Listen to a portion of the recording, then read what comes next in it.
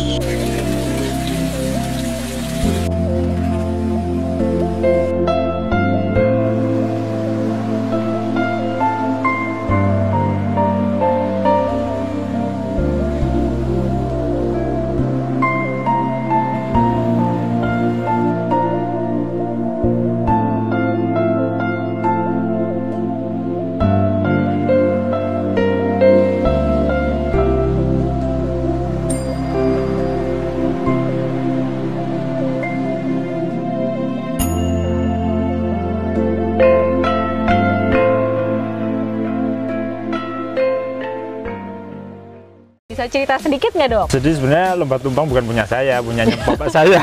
Cuman punyanya papa, ya. Ya, sebenarnya merintis semuanya dari awal bapak sama. Nah, di sini saya sama kakak-kakak saya bantu untuk bangun ini. Kenapa kok namanya Sagitalen? Jadi di Lembah Tumpang ini banyak area-area, supaya tidak bingung, dinamakan sesuai dengan anggota keluarganya dari papa. Oh, kebetulan gitu, kayak sekarang kerajaan dong ya. Ya, kebetulan sekarang kita lagi ada di Sagita, yang kebetulan saya yang mendesain semuanya ya. Oke. Jangan lupa subscribe, like, and share di channel saya ya. Episode kali ini kalau ada yang mau tanya-tanya tentang kesehatan kulit dan kesehatan mata, tulis di kolom komentar. Kulit sehat with Dokla.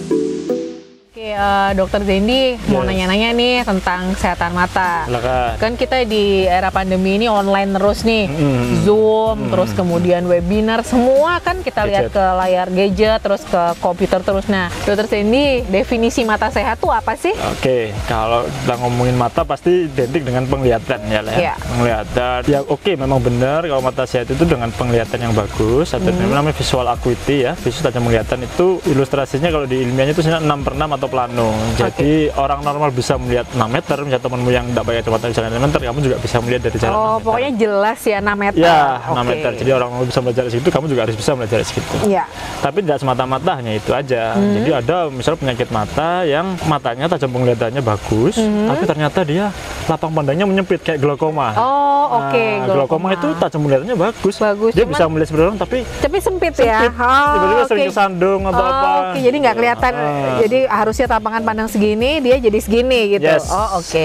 Nah, terus satu lagi yang paling sering akhir-akhir ini muncul adalah di era yang daring kayak gini lah ya. Mata cepat lelah. Mata cepat lelah karena sering penggunaan gadget yang tidak teratur atau tidak terkontrol, akhirnya menimbulkan mata gampang capek, berat sampai akhirnya bikin pusing. Bikin pusing ya. Nah, itu juga bisa dikatakan mata yang tidak sehat sih kalau menurut saya. Selain kalau mata-mata penyakit yang infeksi yang lain seperti mata merah atau ada, itu pasti tidak sehat. Cuman yang harus kita tekankan sekarang, mata lelah pun juga bisa didefinisikan sebagai mata yang tidak sehat. Oke, mata lelah ya. Nanti kita bahas juga ya dok ya, mata lelah karena gadget penggunaan itu gadget, tadi, penggunaan gadget ya. Istilah suatu kumpulan gejalanya namanya CVS atau Computer Vision Syndrome. Computer Vision Syndrome. Ya, itu yang memang lagi ngehits sekarang ya, karena emang semuanya gini. Semuanya sekarang ya. Semua orang sebelum era COVID pun kan kita sudah ketergantungan terhadap gadget ya. Iya, Jadi mau nggak mau pasti akan mengalami. Masih mengalami ya. CVS ini. Sekarang gini Dokter Zeni, sebenarnya kalau kita sebaiknya kita menggunakan kacamata atau enggak sih? Atau ada di kacamata untuk kan sekarang ada dijual menahan inframerah atau kacamata anti radiasi atau apa, itu gimana tuh dok? Jadi yang dinamakan kacamata anti radiasi itu sebenarnya ada dua macam ya. Ada yang blue light filter yang memang radiasi terpancar dari gadget itu, atau kacamata transisional, biasanya orang nyebutnya itu transisional. Itu yang biasanya kalau kita kena UV filter itu dia warnanya bisa berubah jadi hitam. Nah, itu jadi antara dua itu biasanya yang dimaksud anti radiasi. Cuman kalau ditanya perlu atau tidaknya, sebenarnya untuk pemakaian kacamata blue light filter anti radiasi itu tidak bisa serta-merta langsung menghilangkan gejala dari CVS. Itu sebenarnya untuk mengurangi efek jangka panjang dari penggunaan gadget itu sendiri. Jadi blue light atau paparan UV yang dipancarkan oleh gadget itu akan menimbulkan gejala yang atau efek yang tidak baik pada penggunaan yang jangka panjang, dengan intensitas yang panjang atau bisa lebih dari 6 jam intensitas yang panjang, dan nanti akan bisa merusak. Salah satu yang tersering adalah retina. Retina ya. Jadi kalau kita sebaiknya tuh kita sehari nih menatap gadget tuh berapa jam sih dok? Jadi di jurnal-jurnal atau literatur disebutkan orang yang mengalami CVS adalah orang yang adanya timbul gejala di mata lelah atau pusing atau mau muntah ya, pegel semuanya, dan penggunaan lebih dari 3 jam. 3 jam ya? 3 jam. Padahal saya lebih dari itu loh dok. Gimana ini? Apa-apa handphone, apa-apa handphone. Jadi ada kuesioner atau penelitian menyebutkan orang yang intensitas penggunaan gadgetnya lebih dari 6 jam dan kurang dari 6 jam memang gejala CVS-nya sangat signifikan. Sangat tinggi. Berarti 3 jam ya. Tuh dengerin. 3 jam, tidak boleh lebih dari 3 jam. Bukan tidak boleh lah, tapi ya kan kita sekarang hidup di dunia. Iya, tapi nggak boleh terlalu sering mungkin ya. Nanti harus ada jeda pengaturannya. Oke. Dokter Zendi tadi kan bilang 3 jam ya. Terus kita bagaimana sih caranya supaya kita ini nggak terkena CVS atau Computer Vision Syndrome tadi? Cara pencegahannya bagaimana dok? Ya, jadi memang betul ya. Memang apalagi di era seperti sekarang yang beberapa pekerjaan memang tidak mungkin lepas dari laptop atau gadget. Lepas dari gadget itu, maka ada beberapa hal yang bisa kita perhatikan supaya kita tidak terkena. Yang pertama adalah kenapa sih kalau kita sampai terkena CVS atau kumpulan gejala itu? Yang pertama, kalau kita melihat terhadap sesuatu, terhadap gadget itu, secara tidak langsung refleks berkedip kita itu berkurang. Nah, padahal refleks berkedip atau kita berkedip itu tujuannya adalah untuk melindungi kornea mata kita dari rangsangan benda asing. Coba kamu nggak kedip 10 detik aja secara sadar, pasti kan akan pedih ya matamu ya. Karena kornea itu butuh air mata supaya dia bisa bertahan. Jadi dia bukan air mata buaya ya dok. Lo nggak usah ketawa. Sulit nanti menjadinya. Nah itu, jadi produktif kurang bisa sampai sepertiganya. Kita semenit biasanya berkedip 20 kali. Kalau kita kedip-kedip terus gini nanti dikira makanya bahaya kan juga. Makanya selain CVS juga harus memperhatikan hal itu ya. Berarti harus lebih sering berkedip ya dok ya? Pertama itu berkedip kurang. Terus yang kedua, kalau kita fokus terhadap suatu gadget, apalagi dari jarak yang tidak tepat kan, terlalu dekat, itu akan terlalu membebani otot-otot di dalam bola mata kita ini untuk fokus. Jadi excessive fokus. Jadi kayak ngotot gitu. Jadi sama seperti otot di tempat lain, kalau kita itu terus memaksa otot mata itu bekerja, maka dia akan capek.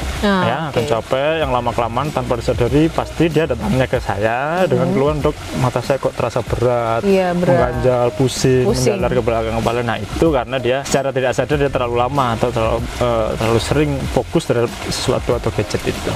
Nah caranya apa? Kalau di banyak literatur sudah banyak di internet ya, pakai yang sering adalah rule of 20. Banyak banget dok, 20. Ini ilustrasinya aja. Kalau kita bekerja selama 20 menit, kita istirahat selama 20 detik untuk melihat ke arah 20 kaki atau 10 meter. Gitu, jadi melihat ke arah yang lebih jauh.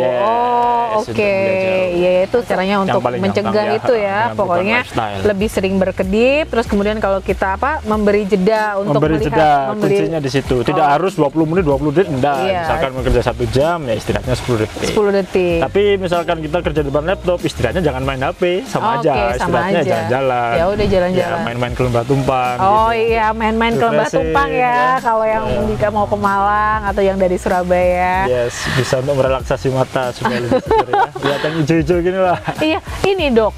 Oh iya nih, ngomong hijau-hijau ya. Kan ada istilah kayak cuci mata ya dok ya. Terus kemudian kita katanya kalau ngelihat yang hijau-hijau itu matanya jadi lebih sehat gitu. Bener nggak itu dok? Ya, mitos apa fakta? Kalau sebenarnya kita sebagai orang ilmiah ya, orang akademisi, nggak mungkin kita melihat sesuatu hanya dengan kita melihat warna saja terus jadi lebih sehat, enggak. Tapi di situ yang saya tangkap adalah kalau kita jalan-jalan lihat yang hijau-hijau adalah kita merelaksasi secara langsung seperti yang saya bilang tadi, merelaksasi otot mata kita. Oke, rileksnya ya. Jadi bukan hijaunya, walaupun ungu pun kalau misalnya relaksasi juga dia bagus. Betul. Intinya adalah kita melihat jauh ya. Gitu ya. Jadi benar kalau kita melihat jauh, otot mata itu tidak berakomodasi. Tidak berakomodasi. Oke, jadi gitu ya.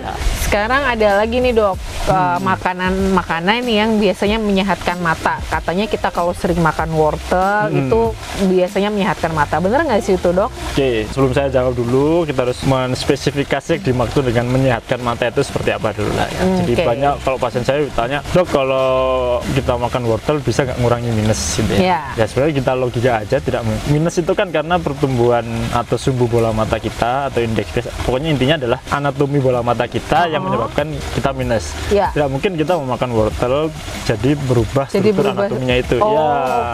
Jadi salah kalau, ya. Kalau bisa minum wortel terus mengurangi minus pasti salah. Ya. Tapi kalau atau wortel atau zat-zat yang lain ya, di wortel kan ada beta karotin ya. Beta karotin atau yang banyak sebagai antioksidan di retina terutama ya untuk mencegah penuaan dini seperti lutein dan zeaxanthin itu ada di banyak sayur-sayuran kayak brokoli, labu gitu. Tujuannya adalah sebagai antioksidan untuk menangkal radikal bebas yang masuk ke mata. Contohnya adalah blue light yang ditimbulkan oleh yang tadi.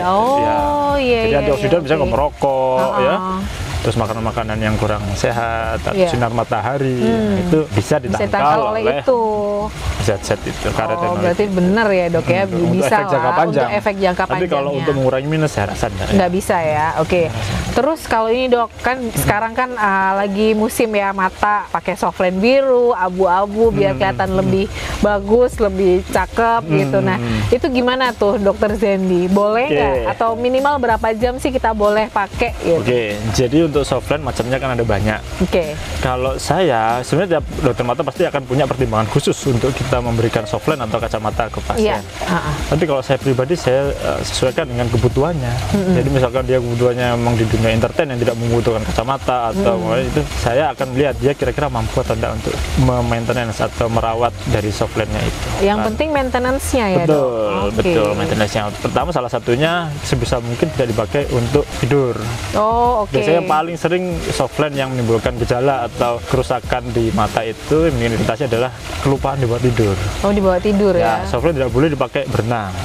Jangan lupa. Terus kemudian yang paling penting lagi adalah untuk membersihkan softline-nya. Jadi cairannya harus khusus, bukan cairan tetes mata biasa karena tidak ada disinfektannya ya. Jadi harus ada cairan pembersih, ada dijual di optik-optik biasanya yang untuk buat nyuci itu kan ya, saya pakai soalnya dokter. Kita harus cuci tangan dulu, pokoknya kita harus bersih dulu ya. Terus ada cairan khusus untuk membersihkan. Perawatannya sebenarnya itulah, gampang-gampang susah. Gampang-gampang susah. Jadi kalau orang yang reckless kayak saya terus terang nggak mampu untuk gitu. Saya mending pakai kacamata aja. Tapi kalau demi penampilan yang kalau kamu yang host gitu, acara YouTuber atau selebgram ya. Kalau saya kan cuman tukang parkir di sini tukang aja. Parkir. Kacamata aja udah keren katanya. Beberapa orang itu bilang kacamata juga bisa bikin lebih keren lah daripada nggak pakai kacamata. Iya sih. Kayak kamu kelihatan lebih pintar memang. Biasanya biasa. Ini kacamata kagak ada ukurannya lah. Biarkan lebih pintar aja khusus buat acara ini. Luar biasa. Khusus buat acara ini. Bisa aja Zen.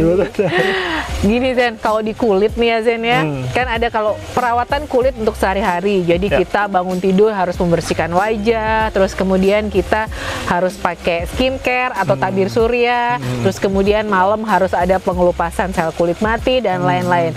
Nah itu namanya kan perawatan kulit sehari-hari. Kalau di mata ada nggak tuh ada perawatan mata sehari-hari? Ya, dari kita rangkum aja dari yang kita bicarakan ini tadi ya. Jadi perawatan mata itu sebenarnya ada banyak.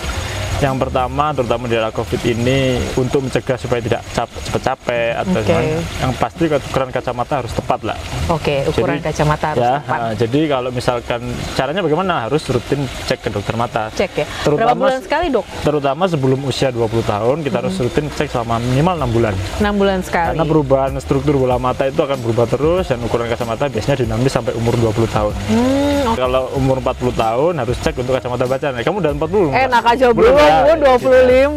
Enak biar kelihatan kalau kamu mau baca itu dijauh-jauhin gitu. Enak aja. Enggak. Jadi gitu, itu yang pertama. Menolak tua ya. Jadi itu yang pertama, menjaga kesehatan mata supaya kita cepat. Yang kedua, misalnya pakai softline ya tadi jaga kebersihannya, jaga. Terus matanya struktur yang sangat sensitif ya. Di kornea itu banyak serabut-serabut saraf yang sangat padat. Kemudian untuk radikal bebasnya tadi seperti Bulex dan kawan-kawan, saya juga menyarankan untuk penggunaan konsumsi makanan-makanan yang alami. Yang alami ya, untuk kesehatan, untuk menangkal radikal bebas tadi. Ya. Kalau misalkan memang males makan makanan alami ya, usia 40 tahun ke atas yang rawan terkena penyakit degeneratif di mata kayak katarak ataupun RMD, katarak dan lain-lain. Itu nggak apa-apa, minum suplemen yang ada antioksidan ataupun karotenoid yang bagus untuk mata. Nah, khusus untuk pasien ini pengalaman saya yang paling banyak komplikasi di mata itu adalah pasien-pasien yang punya penyakit sistemik diabetes. Diabetes ya. Diabetes ke mata itu kayaknya jahat banget deh. Ini dari pengalaman saya sendiri loh ya, tapi memang boleh sambil minum kan, Dok? Boleh, silakan. Terus, Dok. Nah, jadi diabetes itu kena mulai dari, kita tahu semua kena mulai dari kaki sampai ujung kepala kan, dari mata itu mulai kena retinanya, bisa dari penutup mati atau sepun depan kena kataraknya. Jadi katarak itu hampir pasti, bukan hampir pasti, paling sering banget dipercepat oleh diabetes. Lengkap sekali sih penjelasannya tadi. Mungkin terakhir nih ya, para pemirsa pengen tahu nih bagaimana sih tips-tipsnya menjaga kesehatan mata di era pandemi, khususnya yang kita sering menggunakan gadget. Silakan Dr. Sandy. Jadi yang pertama, yang paling mudah dilakukan adalah jangan lupa berkedip. Yang paling mudah. Dua-duanya kan, Dok ya, bukan satu ya. Kalau satu ntar dikira kegeeran lagi ntar kalau ada orang lewat. Ya, berkedip. Kemudian rubah lifestyle. Rubah lifestyle. Kalau misalkan tadi memang mengharuskan kita bekerja di depan laptop secara intens dan waktu yang lama, kita harus bisa mengatur waktunya, harus bisa beristirahat. Yang kemudian jangan lupa cek kacamata. Cek kacamata itu peranan yang sangat penting dalam mempengaruhi kita cepat pusing atau enggak dalam bekerja. Ya, terus yang keempat, jika diperlukan baru kita kasih suplemen seperti kacamata anti radiasi ya, itu tambahan kan terus vitamin-vitamin yang tadi itu yang ada antioksidannya, ataupun saya biasanya kalau dia memang ada dry eye-nya ya, kalau ruangan misalkan dia kerja di kantoran di ruang ber-AC. Saya mau nanya itu, lupa tadi, Dok. Ruangan ber-AC itu memang udah matanya kering, kita berkedipnya jarang, kena iritasi dari AC juga. Ya, makanya saya biasanya kasih pasien itu adalah air mata buatan. Air mata buatan ya. Artificial tears. Saya kalau sampai saya minta tetes per jam pun nggak apa-apa. Kalau memang dia memang harus kerja di depan laptop selama. Terima kasih ya Dr. Sandy atas waktunya. Sekian dulu episode kali ini. Nanti kita akan berkolaborasi dengan dokter spesialis yang lain. Jangan lupa subscribe, like, and share ya. Kalau ada pertanyaan tentang kesehatan kulit dan kesehatan mata di episode ini, boleh tulis di kolom komentar. Kulit sehat with Dokla.